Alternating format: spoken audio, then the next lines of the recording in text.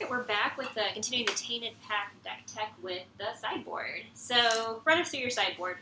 So this one is kind of born out of the incredibly fast and degenerate meta that we have.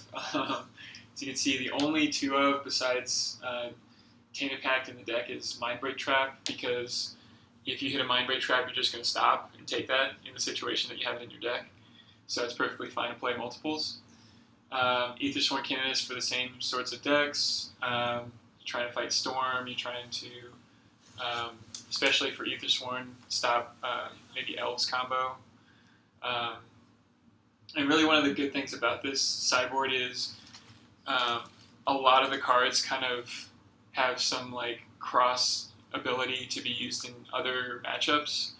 Like Golgari Charm and Engineered Plague, I would bring in against Elves, but I would also bring them in against maybe even Delver, because they're just like a good way to get some value. Or even I would bring them in against Death and Taxes. Sorcerer's Spyglass is just a good utility card if I'm in trouble, especially against Dark Depths. Is something that I fear more often than not. You can just Tainted Pact straight to it. Stony Silence. It's actually for a lot of, let's see, it was more of like the steel. What was it? Steel. The ones with I think you were playing it. It's basically like Solans. Right. With what do they call that deck? The ones with Arcbound Ravager. Yeah. Mm-hmm. It's basically all the creatures with like activated artifact creatures with activated abilities you can just shut down.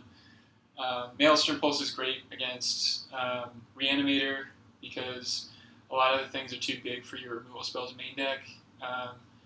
It's also just a great utility card. Dark Blast is great against Delver because even if they counter it, you get it back. Mm-hmm. Also, it turns on your Delve creatures.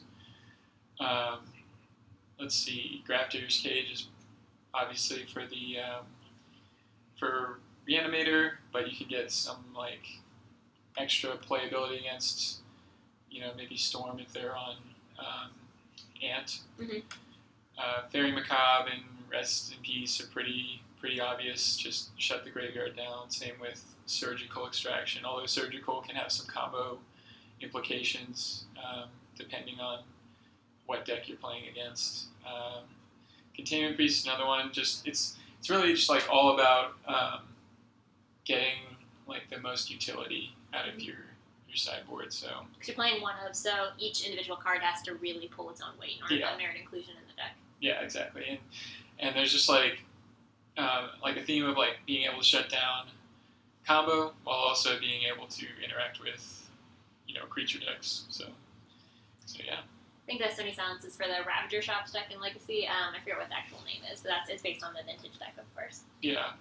So Evasive Surgery, are there any particular matchups that you think that's especially good? Because that's a reasonably obscure card, I think, at this point. Yeah. That one, it's just good against combo, I think, is really where you want it. And you're not really playing it as like explicitly for the Delirium piece where you also get to Surgical whatever you're countering. Mm-hmm. But the main deck only has 6 counter spells, and if you count Tainted Pact as like 3 additional pseudo spells, like counter spells, if you need them in a pinch, you're still kind of light. So it's just nice to have like an extra piece of tech. And usually, like if they're killing you with a combo, there's gonna be a sorcery that's like a linchpin in there. So like there are so few combos that are just fully instant. Mm-hmm. So you'll be able to get them at some point. And like we have Ad Nauseam in Legacy. Yeah, Modern for sure. Yeah. Great. Thank you for telling us about Tainted Pact, and we are going to run this deck through its paces in our little known ATOG City Limits League coming up next. Yeah, let's do it.